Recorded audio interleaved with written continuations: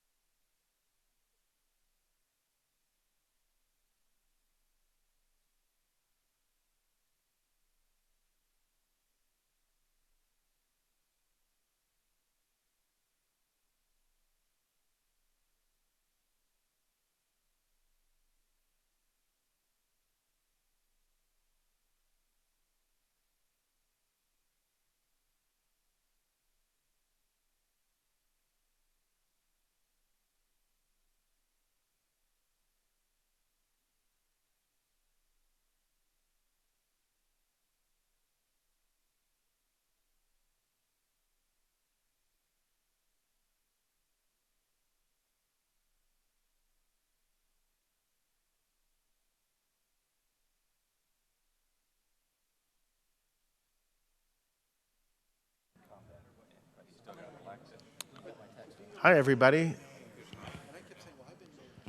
If we could all take our seats, I think we could get the meeting going here. We now certainly have a quorum. I know there was a lot of traffic out on those roadways.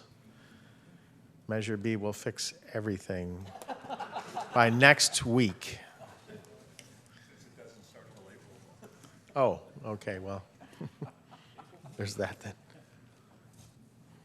So I'll call this meeting to order and ask the clerk to call the roll. Chair Sinks? Here. Chair Rennie? Here. Vice Chair Rennie, excuse me. Director Bruins? Director Harpootlian? Here. Director Craig? Here. Director Tate? Here. Director McAllister? Here. Director Miller? Here.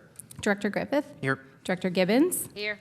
And I'll note that Director Harney and Director Simidian are absent. Thank you so much. We're going to shortly convene to closed session, and I wanted to know if there was any public comment prior to closed session this evening. Seeing none, I wanted to mention one more thing right at the start of the meeting so we don't forget it, and that would be a staff request that we move the start time of our regular meeting because of a room conflict here from 7 to 7:30 on December 14th. Can we pass that without objection? Do I need a formal motion? If you do, so moved. Second. All in favor? Aye. Aye. All right. That would be classified as a special meeting because it's different start time. Well, go ahead. I'm not sure. If we're starting a meeting on December 14th at 7:30 due to room conflict rather than 7, does that require us to notice a special meeting or is it a regular meeting? You can notice it as a regular meeting, just make a motion to establish the time for later. I think we just did that. Okay. Thank you. No, Yeah. for this one particular meeting. Okay, so that's the ruling from legal counsel. You are our legal counsel this evening? That's correct. Might you introduce yourself? I'm Tricia Ortiz with Richards, Watson, Gershon, and I'm sitting in for Greg Stepanovich. Thank you so much. All right, at this time, we will adjourn to a closed session. My understanding is we're going to be out and to the right and then downstairs. Is that correct? Correct, the lower level conference room. All right, very good. Thank you.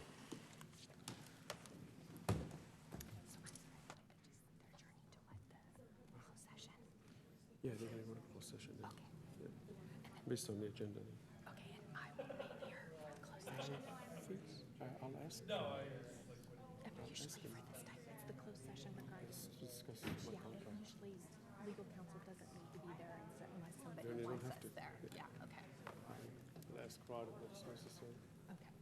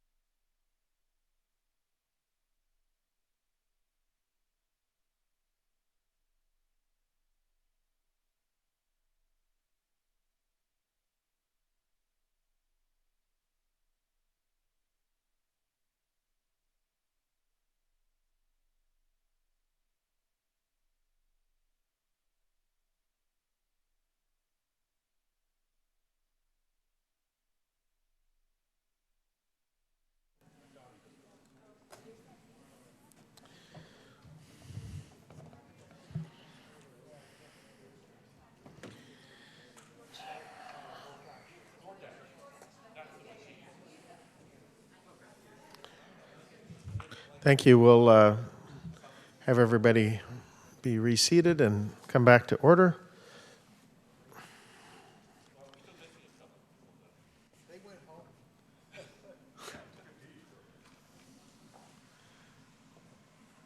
So I'd like to report out on closed session. We met and met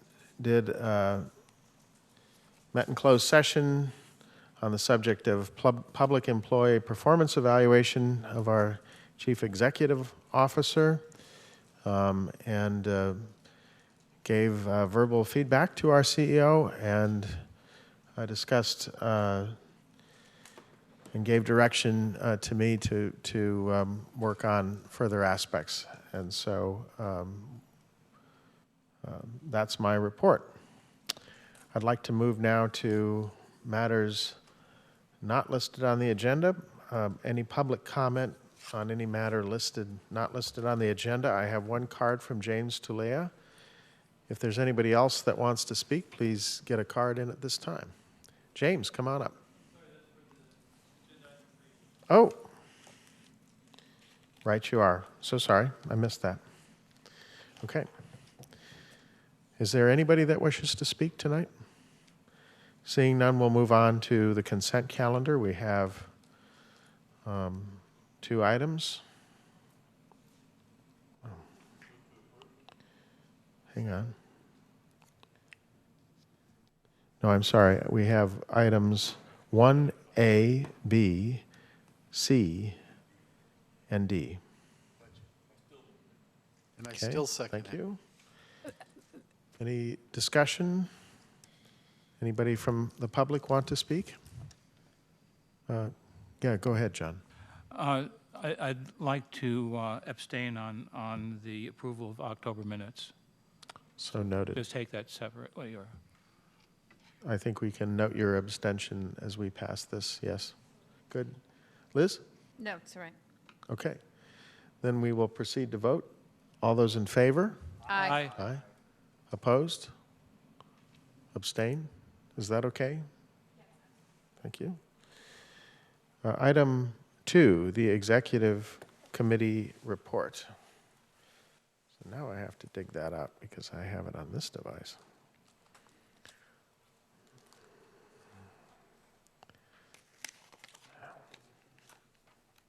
I'm okay, thanks, yeah.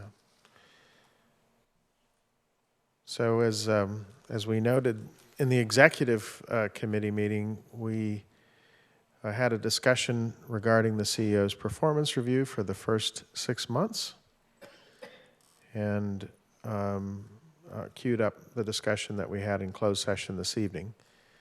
We also discussed the options for retirement benefits, included that PARS was the preferred provider, and we expect that staff will bring documentation and a particular proposal to the board in December.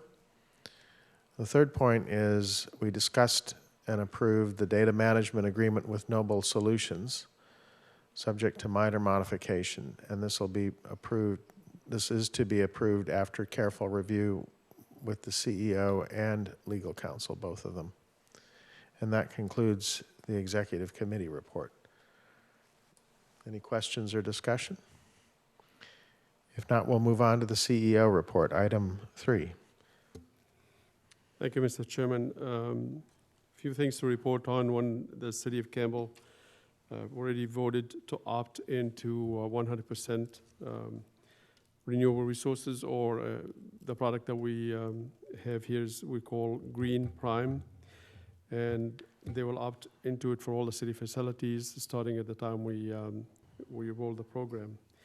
We already know that the City of Mountain View voted a while back to budget as if they will be a Green Prime customer. I know that the City of Gilroy been looking at it, and already the City of Los Altos Hills expressed interest to opt out to their entire town into Green Prime. Looks like we, one at a time, we're coming through, looking for the rest of you folks.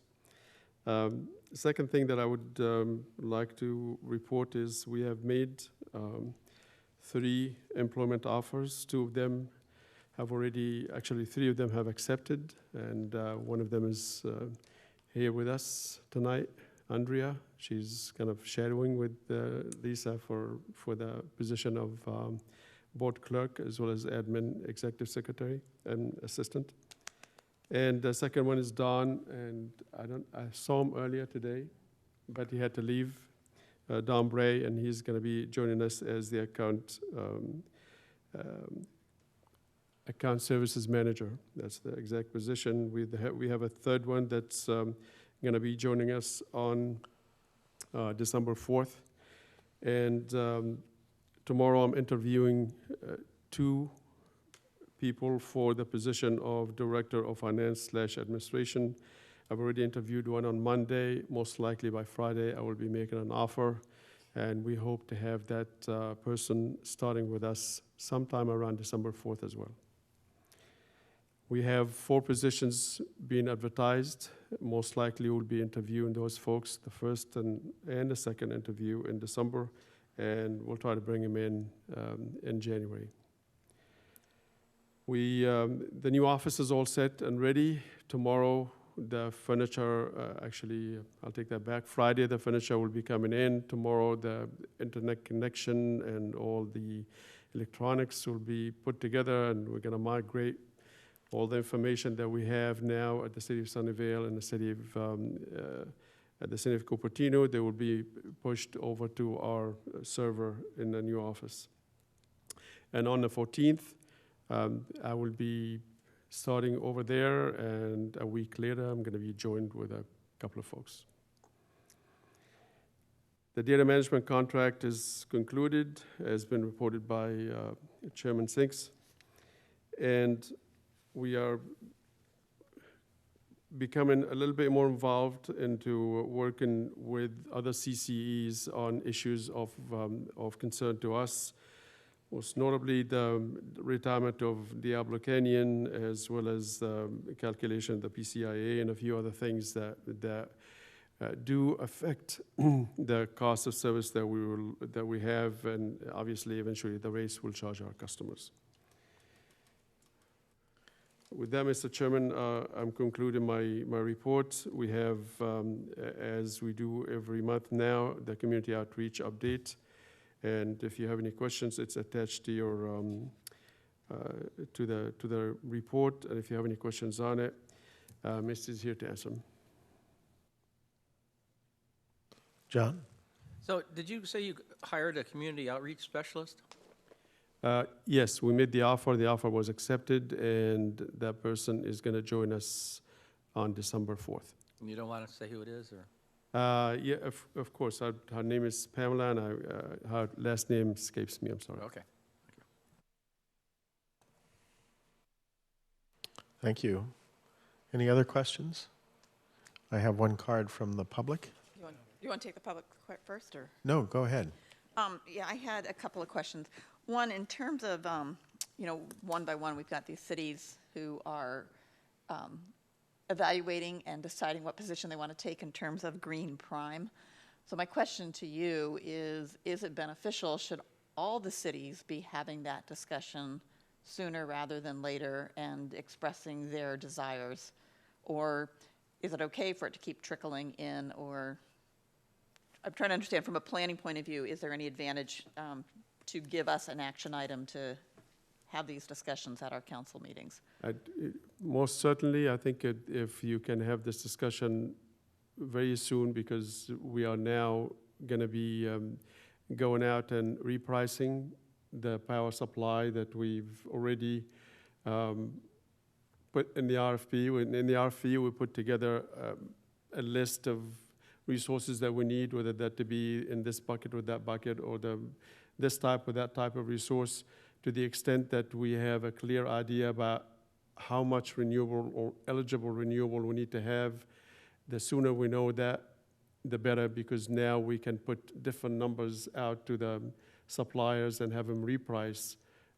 So when we lock the prices with them, we are locking for the correct quantity and nothing less.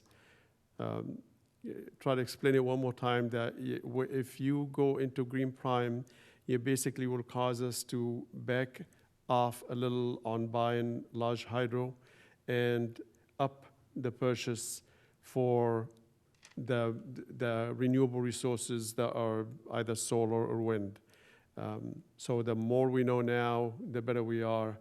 Otherwise, if you do it later in January, February, or March, we're still going to make the proper adjustment, but again, it would be better to know it early. Okay, and then for those cities who have taken action, to make it easy for the rest of us, if somebody has a presentation or something that they, formula for success that we could just use to, I mean, in terms of educating our council members and such and providing that to the rest of us, that would probably be beneficial. My other question I had is, do we have, do you have like employee salary schedules that have been developed in terms of? Yes, we actually presented to the board on the meeting of August. So if you That go was into the website, August, okay. Yeah. Thank you. more specifically, it's item number 5 in that packet. You just happen to know I this just off the happen to top know of your head. Okay, thank you very much. That's all my questions. And Tom, just as a follow-up, do you have an idea of the premium for green prime? I would say it's going to probably hover around 0.85 cent per kilowatt hour, so a little less than 1 cent. Wow, okay. And then on this side, questions. Howard? Yeah, sort of a follow-up to Ginny, which is, can we just get the report from staff that we should be giving to our city staff for an agenda item to have the discussion? You kind of asked a vague question, but I figure somebody has got this. So I'm going to look at Tom. We're happy to put one together and email it to all of you, I would say probably in the next couple of days. Yeah, nice short one, so we can make that our official staff report. That'd be great. Glad to. Thank you. And Liz? Just to tag along, Misty and I had the same conversation a little bit earlier, and she is going to be coordinating with Campbell to see the material that we put together, and was intending to hand it out to everybody. So staff is on top of it as usual. Thank you. Thank you. And I have one card from the public on this item. James Tulea. Hi, good evening. James Tulea. I'm here on behalf of the board of Carbon-Free Mountain View. We noticed in the board packet about the community outreach and outreach efforts, the request to for assistance with, I didn't do that. The request for assistance on linking on Facebook and some of the social media outreach, and our board wanted to express that we're happy to do what we can there. Our group isn't active in reading all the time, so we may not be able to forward as much, but we wanted to express that we will do what we can to help promote and connect with that, as well as the broader effort of outreach and community engagement as those plans get further developed and expanded as we get into the new year. Thank you. Thank you very much. That closes public input. And we will then, if there are no further questions on CEO report, we'll move on to item 4, approving a credit agreement and other related documents with River City Bank. Thank you, Mr. Chairman. With me is Patty Kong. She is and has been the champion for this work actually before I've joined the agency. She's been working on this, I believe, since maybe January of 2016.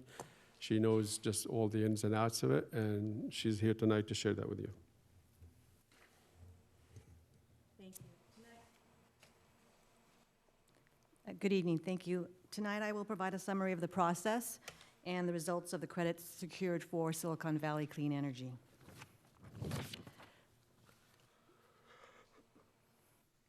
I do have a presentation that maybe can be put up. Yeah.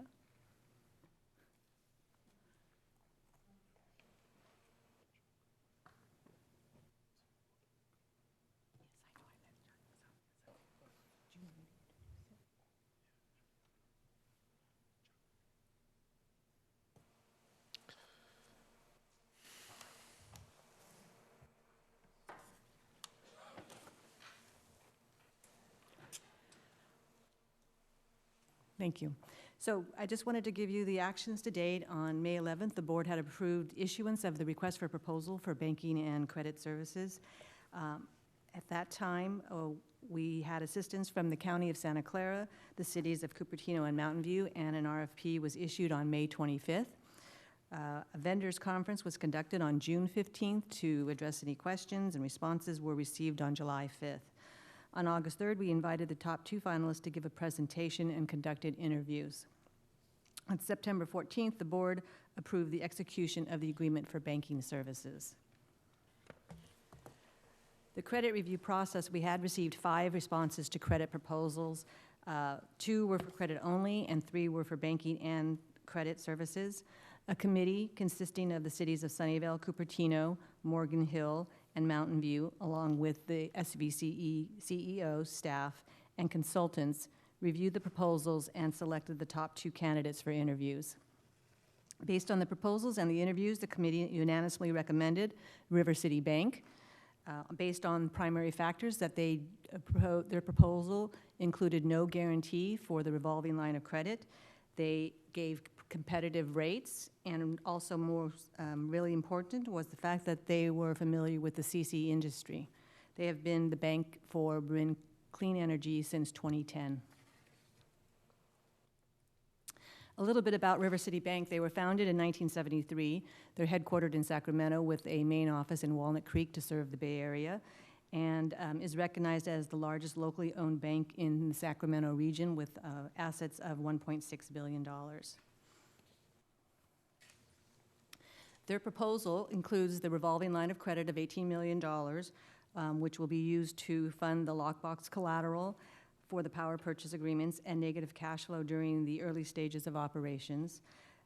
Also, a $2 million non-revolving line of credit, which requires 100% guarantee, and we have 4 agencies that are going to be providing that guarantee, which is Sunnyvale, Mountain View, Cupertino, Chartered Cities, and the County of Santa Clara, and that's being done in their proportionate shares of their voting. Both lines of credit are based on a variable rate that is tied to the 30-day LIBOR, with monthly interest-only payments, have fees associated with the credit, and have minimum revenue projection requirements. No payments to reimburse the member agencies for their initial contribution can be made until the credit is repaid in full. But SVCE cash flows projects that the credit lines will be repaid within 1 year. A subordination agreement for the initial contributions is required from all member agencies. This is just a diagram to show you the relationship. What you have is SVCEA and the credit agreement with River City Bank. There is also the guarantor agreement with River City Bank and the 4 agencies, and then in addition, a subordination agreement with all 12 member agencies and River City Bank. Then you also have on your agenda tonight is the agreement between SVCEA and the 4 guarantee agencies. And lastly, this is the recommendation requested of the board for action tonight.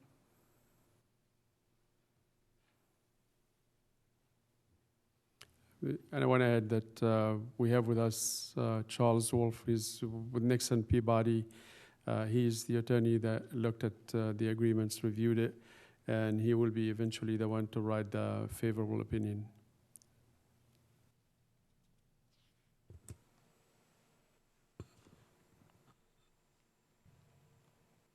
Any questions, Mr. Chairman?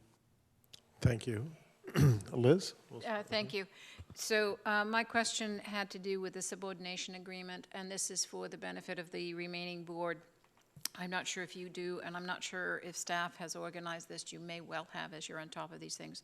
I have the subordination agreement on the City of Campbell agenda. It's either on the 15th of November or the 6th of December. I don't remember which. And so you all should be doing this. So I have 2 questions. One is you need all of these 12 letters before this agreement becomes final?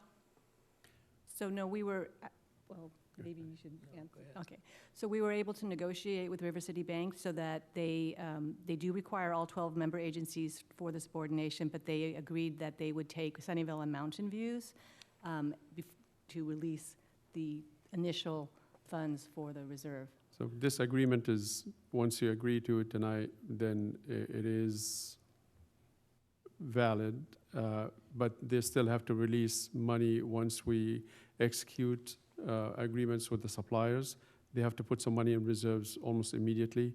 They will not do that until two cities, the city of Sunnyvale and the city of Mountain View, agree to the subordination agreement. They were kind enough to say, we understand you're not going to be able to get everybody that quickly, so we'll give everybody else a little bit of time, but we just need those two cities to come in because they, between the two of them, they make up more than 50% of that $2 million.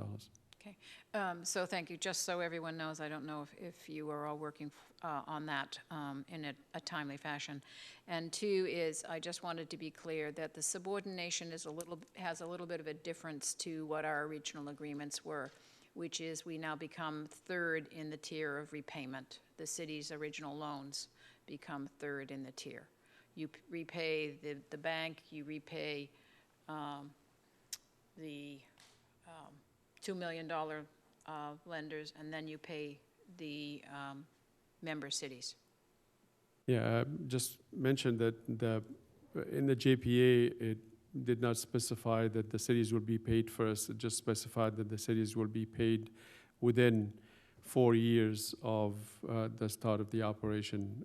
That being the case, and knowing that we are likely to retire our debt with the bank within 1 year, we figure probably the cities can wait until we do that. And once we do that, then immediately we'll go ahead and start reimbursing the cities. The schedule that we had in mind initially before we had to agree on this provision with the bank was to pay at the start of the operation on quarterly basis, to pay that money back on quarterly basis. So it's 12 different payments over the 4 years. But now we're probably going to wait until we retire the bank debt. Then we're going to accelerate the payment after that for the cities to stay at that schedule that we had in mind going all along. Thank you for sharing that approach and the implications of it for the cities. Thank you, Liz. Howard? So just to clarify, the subordination agreement doesn't really obligate the city to any more money. It just puts our payback at the end of the line. That's correct. And is there, again, sort of same question as before, is there already a pre-canned staff report that I can hand to my staff so this gets on the agenda with all the right parameters and factors?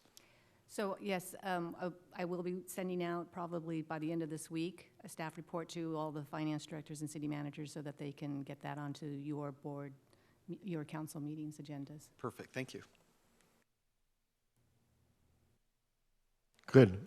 Any more comments, questions? Mm-hmm. In light of the previous thing in terms of us all having discussions at our councils for Green Prime, I think it'd be easier for us if we could have that coordinated. So I know for my city, I'm looking at one council meeting that would have both of these items on it. So if we could coordinate getting both of that pieces of information so that we can be successful in agendizing it correctly for whatever action you're looking for us to be weighing in on. I know we're going to send the staff report, the sample staff report for the subordination to the finance directors and the city manager. Who would you like us to send the Green Prime staff report to? To the city manager? I would be happy to do that. The city managers are the ones who put together our agendas, and working with our mayor, so that would be the best place to go. That's safe all the way around. Why do you want to coordinate then with Patty to make sure that both staff reports are sent to the finance directors and the city manager simultaneously? Is that okay? I think we might just say that several of the members on this board thought it might be convenient to schedule these for back-to-back items on our respective council meetings. We'll do that. Great idea. Okay. If that cover memo can also say when you would like, if possible, to yes, agendize I think you need this some by deadlines. the time. Or some suggested please act by. Okay. You think that you'll have both of them out by the end of this week? To the extent that Patty can get that staff report from her side by the end of the week, I'll do the same thing. Okay, because you may not be working Friday. Go ahead, Burton.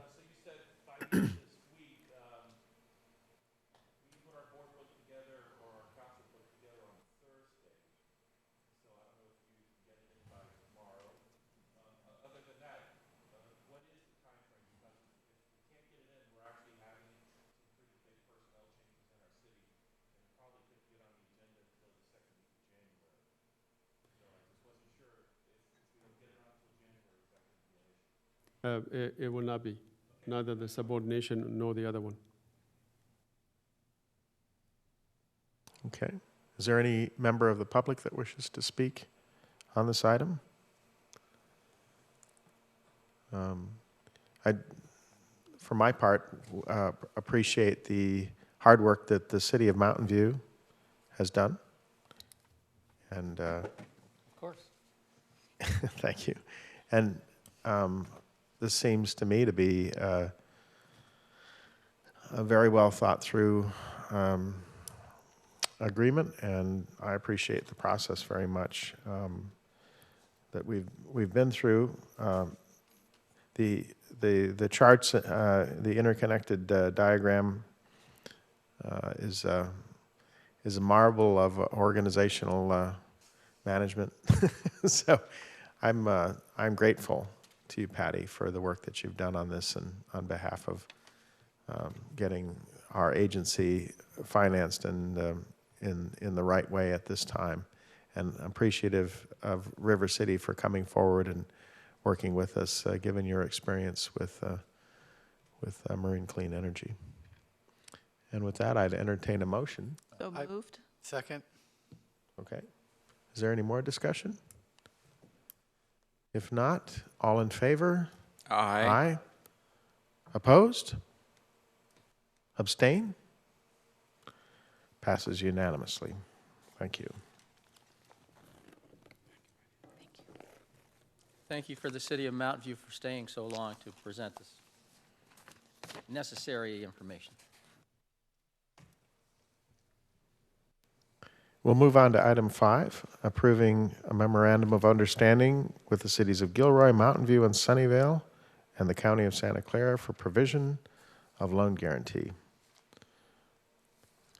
Thank you, Mr. Chairman.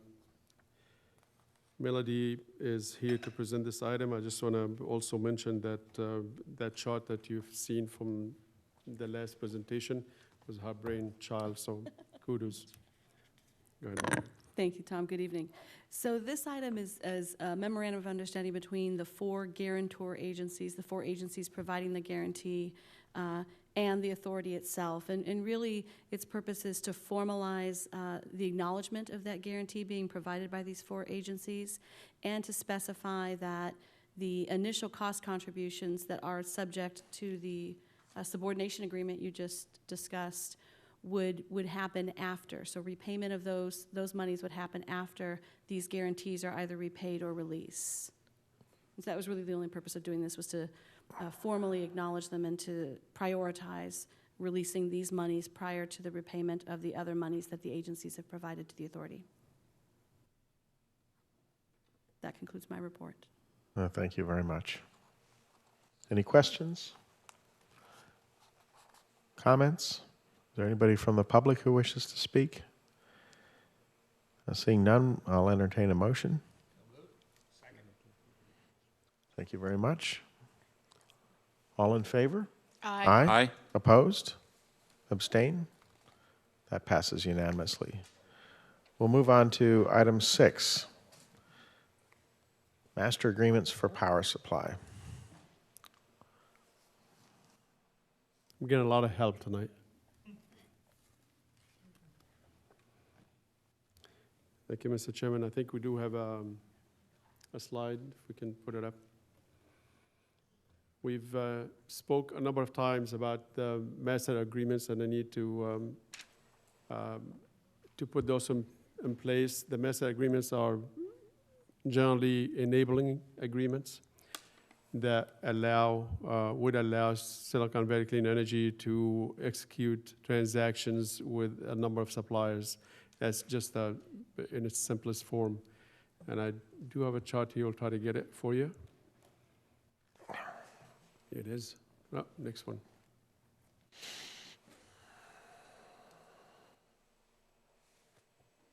All right. I just wanted to kind of put the relationship between all the different parties that are between the supplier and eventually the customer, the ones that generate the electricity, the ones that consume the electricity. Somewhere in between those two groups, there are a lot of people to keep account of what's being transacted, a lot of lawyers to make sure that everybody's happy, and also people to collect money and pass it on to banks, and banks to pass it on to suppliers, and so on. So if I take it one at a time, really everything starts with the supplier. Those are the ones that generate the electricity. Sometimes marketers will buy that supply and combine it with a whole bunch of other supplies that they buy. They create a portfolio of resources.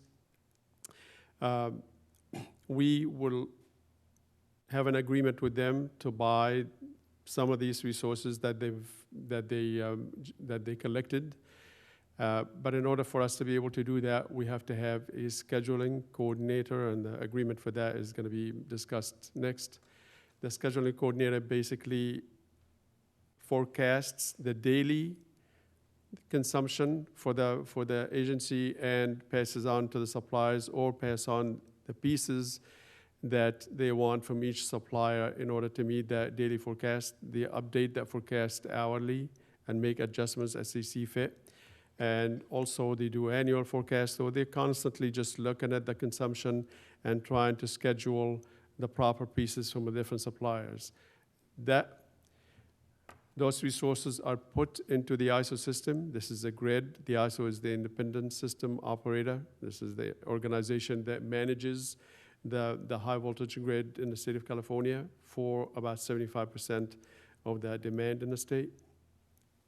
The independent system operator takes that schedule and take all the other schedules from all the other scheduling coordinators for the different demand that needs to be met, and they push it into the demand. And in this case, they will push it to us, the Silicon Valley Clean Energy, and in turn, that will eventually go to our customers. We keep account of all that on the customer side, work with Noble Solutions. This is the entity that we just approved a contract with. This is the data management people. Those folks are the ones that take the information from PG&E and add the rates that we are charging our customers in order to figure out how much our share of the money that PG&E will be collecting that will be collected on our behalf. They work with PG&E. PG&E in turn will pay our share of the supply directly to the bank. They will deposit it to the bank. The bank will pay off the suppliers and the marketers as appropriately. Then we also will be able to tap into that bank account after the suppliers and the marketers get their money. Some of the suppliers and the marketers, the ones that have access to what we call the lockbox, that's where the money coming from PG&E will go to when it goes to River City Bank. It's a lot of actions, a lot of information being passed back and forth. Eventually, the customer gets the energy they need, they pay for it, and we pay everybody, and we still have a little bit left to manage our operations. So this is how this whole thing works. And the piece we are asking your agreement on right now is the agreement between a number of suppliers or marketers and Silicon Valley Clean Energy. We have 6 different agreements. All of them, again, are enabling agreements. There are no quantities of energy or price of energy included in any of these. We don't have that yet. That will happen when we have transaction agreements.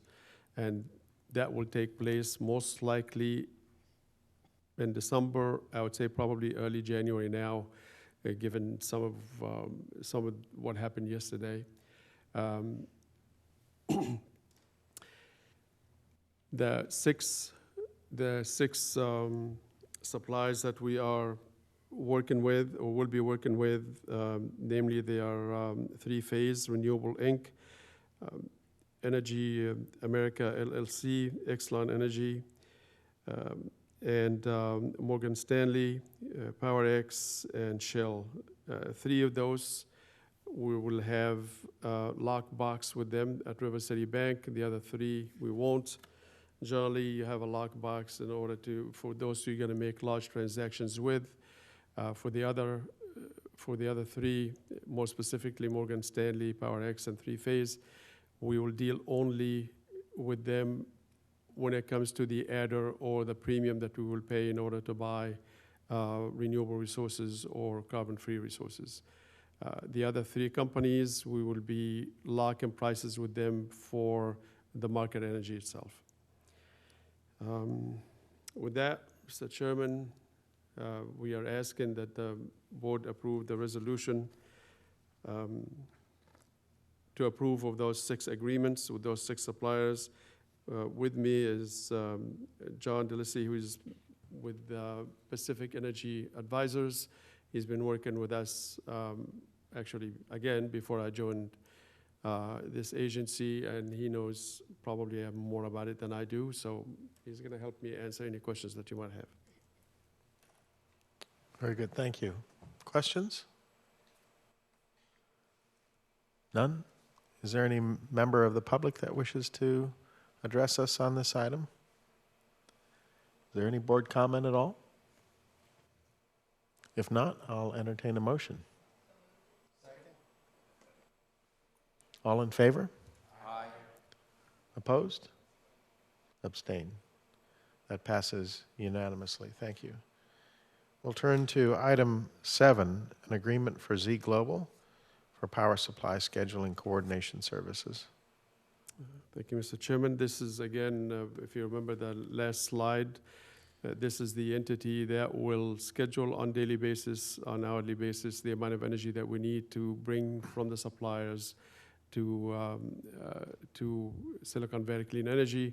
They will keep an account of it, and they work with the independent system operator in order to make sure that everybody, all the accounts for the energy flowing back and forth to our system is accounted for, and all the monies that need to be transferred back and forth from the supplier to the supplier and from us to the ISO and then again to the scheduling coordinator is accounted for. With that, I'll entertain any questions. Mr. Miller. Questions? Howard? Just, you're asking for a 5-year agreement, and I'm wondering sort of why 5 years, or what sorts of checks and balances do we have to make sure that they're doing the right job at the right price for us as we move along? The price is already known, and it is the least expensive price that we've got. There are other companies like Shell Constellation, for example. They offer that service for free to the extent that you give them the entire deal instead of spreading it around. And just back of the envelope calculation, when we looked at it very early on, if you try to give the entire deal to one entity, you're probably paying somewhere around $8 to $12 million more than what you should if you spread it to everybody. And now $8 to $12 million roughly on a $400 million deal, or a little less than that, is probably not a huge percentage, but it is $8 to $12 million. That's a lot of money. The scheduling coordinator that we are hiring, I believe over the 5-year period, will be collecting less than $1 million for that service. They're well known. They just signed a contract with Marine Energy, Marine Clean Energy, to do the same function. It's always best if you have a number of suppliers or a number of resources that you need to serve, that you have a scheduling coordinator do that work. You will have to have a scheduling coordinator do that for you. The question is it going to be one of the suppliers, or is it going to be an independent one? I always prefer to go for an independent independent scheduling coordinator. Is there a way out if we don't like their performance? John wanted to say Yeah, that was the point I was going to mention. Provision, I think it's 1.2, termination for convenience. Basically, you can terminate upon 90 days' notice if things aren't going well. Perfect, thank you. Other questions? Jeannie? Yeah, so in terms of the term, I generally am not a fan of evergreen contracts, and that's what this is. I think evergreen contracts give too much opportunity for not monitoring a situation. And so I personally am not a big fan, and I'm not sure I'm real supportive of the evergreen agreement. So is there another option here in terms of looking at it such that we are forced in terms of making a review or a conscious decision on some interval? I mean, I don't have a problem with it being a big interval, but 20 years down the road and still having this evergreen, we see agencies get in trouble for those kinds of things. Given that we can terminate without, with the 90 days notice and without cause, I think that give us the assurance that we need. Obviously, we're going to be very vigilant in making sure that those guys perform because we continuously get in the numbers from them as to how much gets scheduled, how much we actually paying for to the ISO, if there's any difference, and what is that imbalance? How is the imbalance being dealt with? Is it lost at zero cost, or are we collecting for it? There will be a number of ways that we're going to be keeping track of their performance. Generally, I have not seen, because when you hire a scheduling coordinator, there's a lot of software development work that has to be done to prepare for that. It's not a simple thing. And so most of those folks will require a number of years to start with. They don't just want to come in for 1 year. It could be a real waste of money for them because they're going to spend a lot of money to prep things up to start serving us. So again, I guess my issue, okay, I serve on another board, and we ran into some major problems, and at the root of our problem was the fact that we had an evergreen contract in place, okay? And when we finally decided, just at the whim of the board, at one point in time, many years down the road, to say we wanted to do an audit, we found ourselves with a problem. And as a result, this agency has been scrambling to make sure we can continue to deliver service to our most vulnerable clients, okay? So while I understand the intent of an evergreen, what I don't see here, and maybe this is what my issue is whether the contract itself is evergreen or whether we put some practice or some policy in place to go alongside of an evergreen contract in terms of where we are doing our diligence and making sure that we are, in fact, doing some sort of formal type of review or whatever to make sure that the service that we are paying for is, in fact, being delivered, all the controls are in place, et cetera. So I don't know. I'll move on to my other one. I would appreciate it if my colleagues would comment, because if I'm the only one who feels strongly about making sure we have mechanisms in place, then that's okay. And then I have a question, and I asked the attorney, did you have a chance to look at the, so I asked a question of the attorney on Article 4, 4.1. The way it's worded, I was kind of a little bit confused because it talks about, what can and cannot be disclosed, and included in the list is this agreement. And the way it's worded, this agreement seems to be a confidential document as written. And am I interpreting something incorrectly? Because we clearly are not treating it as a confidential document. Right, and that's correct. And then on the following page, there is a provision that says confidential information shall not include information that is publicly available. So it seems to recognize that there is an exception for publicly available, although it doesn't reconcile this agreement. But it is part of the public record now. Okay. It's my understanding that the other party understood that it was going to be part of the public record, and so it seems that the way you could handle this is if you could approve the agreement and then give direction for the executive director to include any changes to clarify the confidential nature of the agreement. Okay, so I would definitely ask that we entertain a modification. So again, if you read that paragraph, it basically says that this document that before us is a confidential document.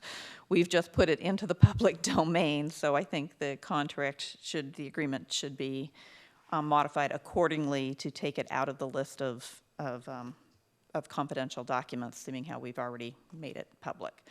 So, so when we make the motion, I would ask that that be included in there. And again, And that ends my comment. this is 4.1. 4.1, And what's the language that,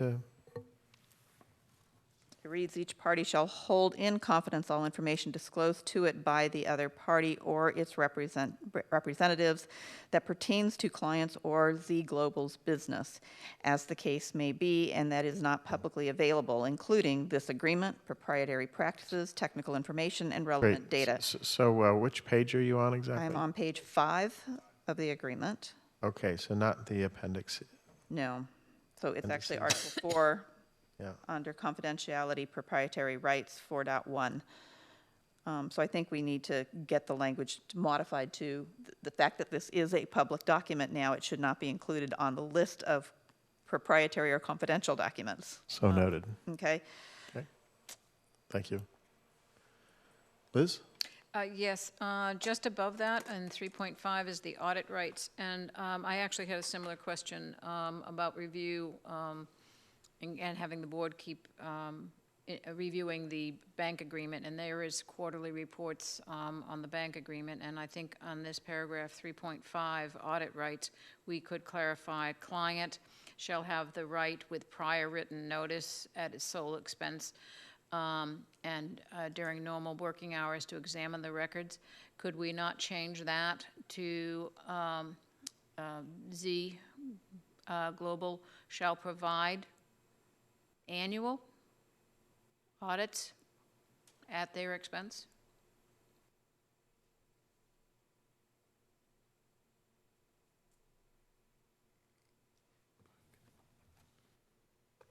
Does staff have any comments? You follow where I am?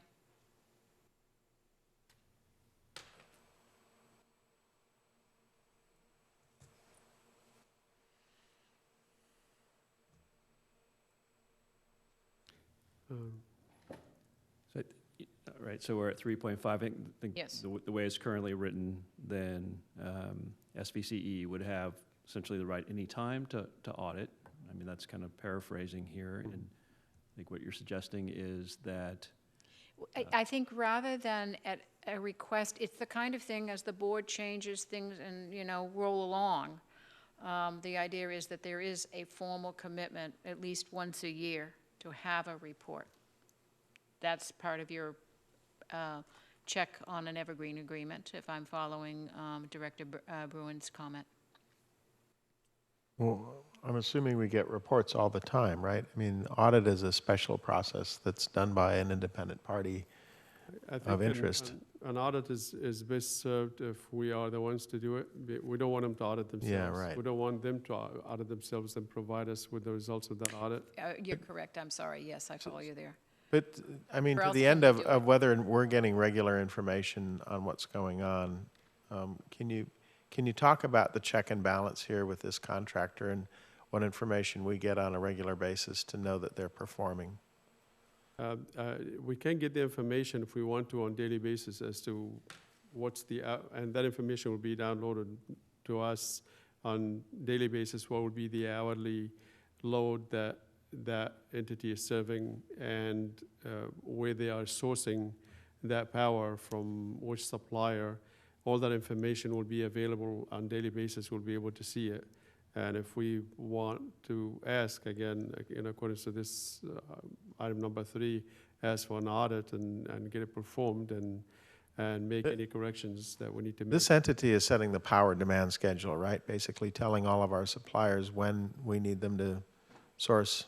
Yeah, on daily basis, every hour, there will be a certain demand that will be need to be met, and they will tell the suppliers, each supplier, how much they want of each type of resource. and that will be made available to us, and all that information, we'll have access to it. We're not going to have access to all the information they have about everyone else that they do scheduling coordination for. Only the information that pertain to us. We'll be able to instantaneously, see it as they see it. So, Mr. Chair, if I may then. Yeah. I understand and support Director Bruin's concern about evergreen agreements. So I was looking for something and I saw that audit section. Can we simply request that staff provide the board an update on the performance of Z Global once a year? Yeah, I just want to mention, yes, we definitely will do that, and probably more frequently.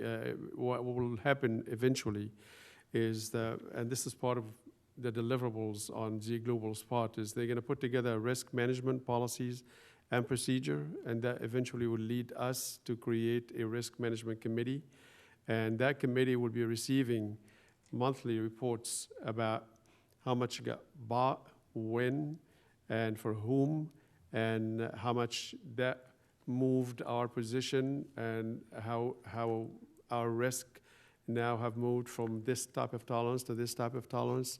That is eventually has to happen because you are spending on annual basis roughly around 175 to maybe $200 million on power supply, and that's not going to go without checks and balances, I can assure you. But it will be done, and it will be done by a risk management committee, and on it there will be some of you folks, and there will be other professional people that do this day in and day out. And I want to go back to the term, because it is a 5-year agreement. It's not an evergreen, by the way. I believe that was a 5-year agreement. That's After, so, it says that you've got a 5-year agreement, but then after that, it is automatically renewed. Unless we choose to say. Right, but that makes it evergreen, in my humble opinion, because there is nothing in here where, again, the way there's two ways to handle it. One is buried it into the contract. The other one is what I think you're actually describing, which is, if we look at the total picture, we're going to put a practice in place. We're going to have a risk management committee whose job it will be to be monitoring the performance of this critical part of the operation. Then I feel better about that there is an active assessment that's going on. I didn't see that in I think you dealt with my issue, I think, by doing it that way, as long as we understand that when we put that committee together, I'd like to ask that in its charter, it really does spell out the monitoring of the performance of our supplier of this particular set of services to make sure, because if there's a problem, then, again, the contract says we can terminate. But I think it just needs to be active performance. Yeah, and I can assure you the performance really that the risk management committee will be looking after is the performance of the staff that's out there doing the acquisition. What you want to make sure that you eventually will need to approve certain limits for every staff member, myself, as well as the people that will be dealing on the power supply side, of a certain amount of money that we can spend on any transaction. Because all these transactions have to be done with somewhere around maybe an hour, 2 hours tops of a notice. So I would tell them what I want, and they will give me an answer, or they give me a price. Then within an hour, I have to say yeah or nay, sometimes even sooner than that. So you would get a need eventually to give that limit and that ability for the staff to be able to perform that function, because we will not be able to come back to the board asking for approval of certain contracts, and they will be in the millions of dollars. And that is how it's been, excuse me, that's how every utility is doing it nowadays, not just CCAs. Every municipal utility, every investor-owned utilities does it that way. So really the risk management committee is looking after the staff's performance. Of course, Z Global is part of that staff, but they really play a minor part in dealing with the risk that we will be taking.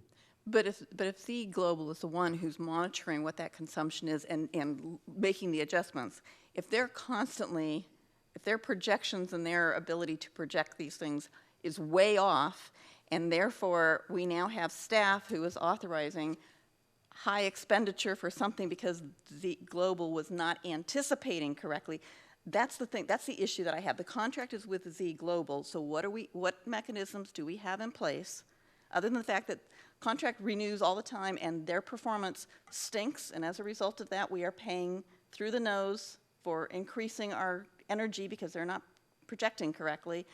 That's my problem.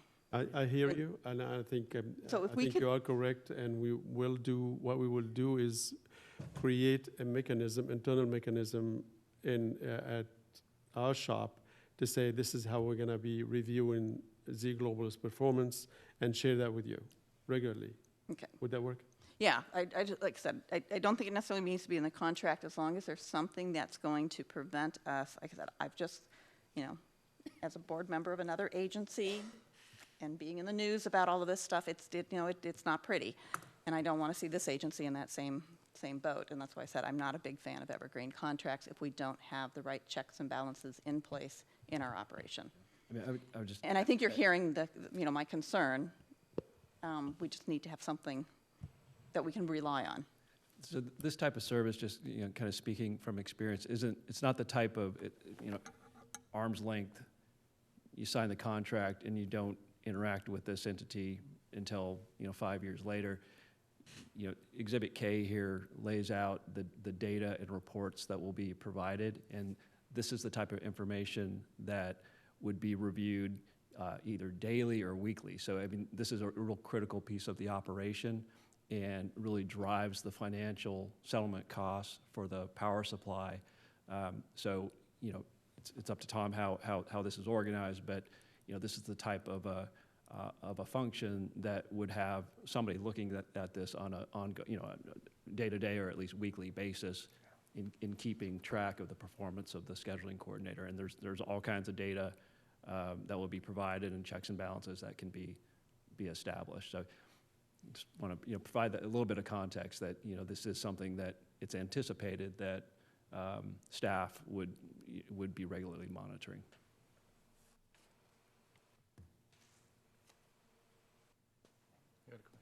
Okay. John? Yeah, on page 1 of the staff report in the second paragraph where it says background, you said you also received offers from power suppliers that were willing to provide SE services free of charge, provided that they receive the bulk of the power supply contract. How does that compare to Exhibit 1 service of fees where we're paying $4,250 per month? I'm sorry, what was the number you shared?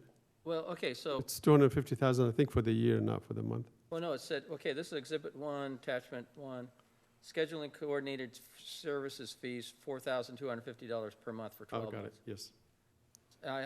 Am I talking apples and apples here? Yeah, I think, Okay. we're looking at probably a grand total of cost for us on annual basis for all the services that they will do for us is of what, somewhere around 160 or 200,000 Yeah, for the Z Global? annually, yeah. Yeah, I think there's a table in the Right, staff so the report. question It's is, about 200,000 a year. If So someone's there's a willing to- table that pretty much gives the cost for this contract to be about $200,000 a year for the 5 years. That's about $1 million. If we were to give the entire contract to one company, whether that to be Constellation or Shell or any of them, that is willing to do it for free, only to the extent that they get the bulk of the deal, we're probably going to save the $1 million that we pay into those guys, but we're going to have to pay the supplier somewhere around an additional $7 to $8 million over the 5-year period, because now you're taking all their products, the high priced and the low priced, because their price changes from year to year and from product to the next. So the way it's looking right now, we're going to be able to tap into all 6 suppliers and give each one of them a piece of the amount of power that we're going to need. And if we do it that way, none of the suppliers that offered the scheduling coordination for free is no longer willing to offer for free. They basically say, well, it's a small piece of the action. We're not going to be giving you this service for free, and we don't have to, because now we have to deal with all these different suppliers and schedule with them, and we don't want to do that. So you pay $1 million over 5 years, you save $7 to $8 million, perhaps even more. I think that's not a bad way to go. Okay, that's why I just wanted clarification. Thank you. Sure. Is there anybody from the public that wishes to speak on item number 7? If not, I will go, Howard, yes. Oh, I was going to make a motion. Oh, please. Yeah, I think this motion is the staff recommendation, which would authorize the executive director to enter into a 5-year agreement with a slight little twist, which is also to authorize the executive director to make the modifications necessary for the confidentiality clarification. And I would further like to add direction to staff, and it's a little bit broader, but I've done this in other organizations. There are several critical contracts for this JPA to run, and I would like us to get on a schedule by which all of those contracts are presented to the board with some sort of report and/or metrics that describe how we are doing versus what we expect, so that there's nothing that doesn't go for more than a year without it coming before the board. And to the extent that it's necessary, you may establish risk management committees, and they may review things more frequently. But I think every critical contract in the whole organization should come before the board every year with a form of a report, so the board has a chance to exercise its right for oversight. Mr. Chair, can I make a recommendation that Yeah. that motion be broken into 2 motions? Love to break it into or a 2 motion motions. and a direction, but can you break it into the 2 so we can Then let take me make the clean motion, action? and I'll come back to the direction after we deal with the If motion. you could do that, I'd So my appreciate it. motion would be the staff recommendation, but also authorizing the executive director to make modifications to clarify the confidentiality aspects. I'll second that. Okay. If there's no further discussion, then let's vote. All those in favor? Aye. Opposed? Abstain? That carries unanimously. And then further on the direction side, Rod, if we could just come back to that for a second.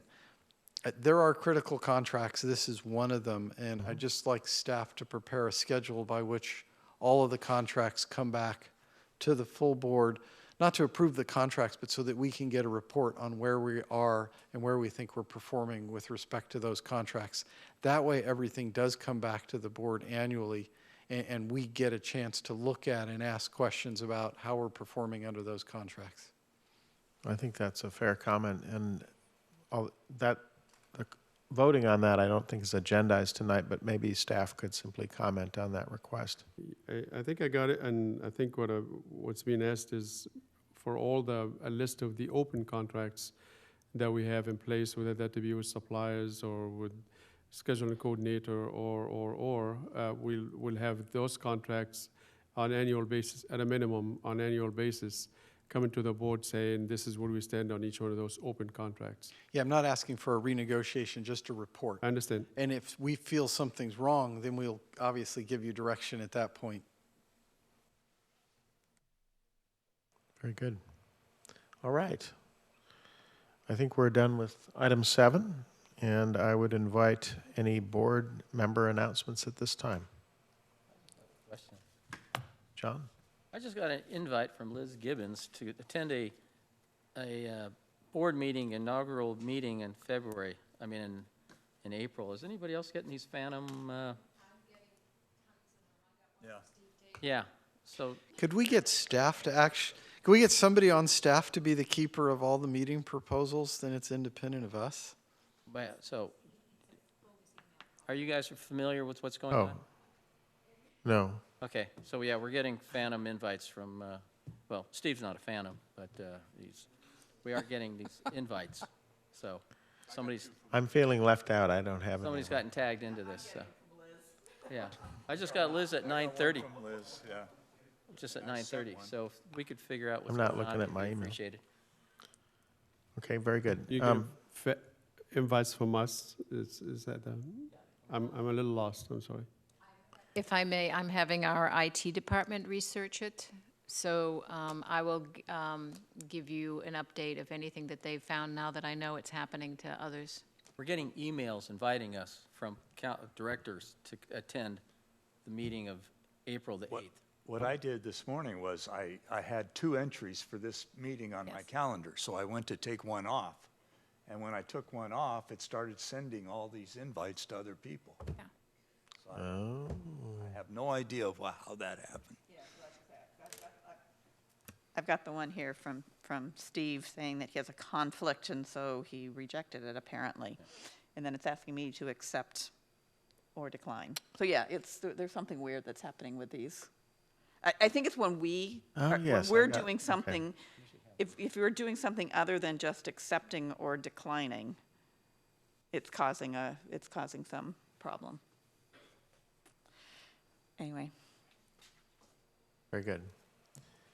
I'll remind everybody that we have moved the start time for December's meeting. December 14th start time will be in this room at 7:30 p.m., or as we otherwise notice, but the current plan is 7:30 on December 14th, correct? Yes, there's just one more thing to add, that the meetings for next year and thereafter, we hope, will all be in Cupertino City Council chamber, with the exception of the month of January, which we are told that chamber is going to be busy, so we'll have January of 2017 here, but the rest of the year will be at the city of Cupertino. And we will send you a notice to that effect. I believe probably we're going to have to do something to have a resolution of sort to kind of acknowledge the new meeting place. Very good. We are happy to host Silicon Valley Clean Energy meetings in our fair city. Thank you very much. Now, we received these, and many of us have been walking for 2 months, and we're wondering if you're asking us to canvass our cities more with these flyers. I think you should. I think we lost Misty. Any comment on what you'd like us to do with this? Since you're in the habit. Yeah, we're in the habit. Hi. Yes, those were part of my update, part of the CEO report update, the community outreach update. Those are just extra flyers. We updated our flyer. So if you want to bring those back to your city, if you have some place to put them, feel free and utilize them that way. They were just to be able to give to you to bring back to your cities. But I'm also, if you don't have a need for them, glad to take them back. Thank you very much. Any other comments? We anticipate new people next month or in January? Is there any Next month. next month when we'll get Well, January some usually, right? council members board members weren't reelected and so forth, so. Just one. Is there plans to just welcome them or have a reception? I don't know. I'm sorry, I didn't hear them. We're not, okay, with the recent election, we may not get some of our directors back, and so was there any? Well, cities Yes. make new appointments every year, right? So presumably January will have a set of new faces. Even December. Even Yeah, in December? we will be sending an email to all of you folks, actually, most likely will be to the city manager, reminding them that we need to get the names of the appointed director and their alternate for each city. I know that many of you will return, and I'm pretty happy about that. But we don't know about the cities where we lost some of the directors, and I know that Director Harputlian is termed out, so somebody new is going to come in, so we're going to need to be asking not just them, but everybody basically to kind of reestablish who is going to be the representative and the alternate on this board. And that email or letter will be coming out very shortly, probably next week. And we are going to recognize those That will be in who December. are leaving the board on our December meeting, I believe. Yes? Yes. Very good. Rob? I was just going to report that last Wednesday, I gave a presentation at the Lions Club in Los Gatos introducing community choice aggregation and Silicon Valley Clean Energy Authority.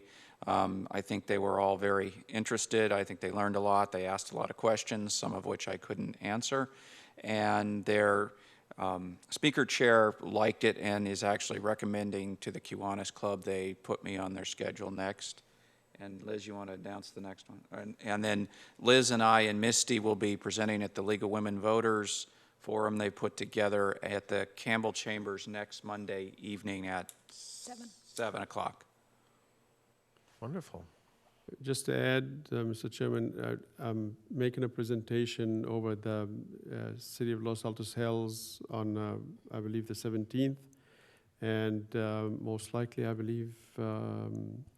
It will be next Thursday, and you will be almost exactly at 6 o'clock, so, we look forward to seeing you.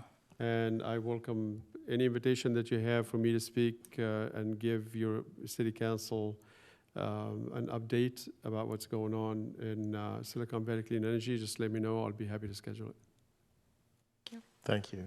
Did you have something else? I did. I just Okay. wanted to say thanks to Don, who stuck it out till the late hours of one of Campbell's meetings that went late, which we usually don't, to support our city in making the decision to go to Green Prime. So thank you for staff effort on that.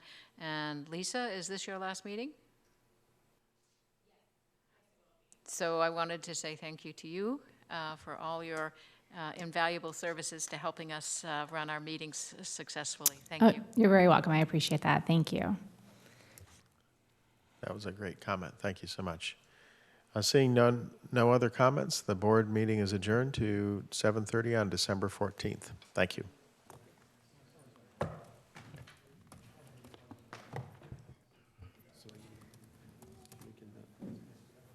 Confidentiality thing.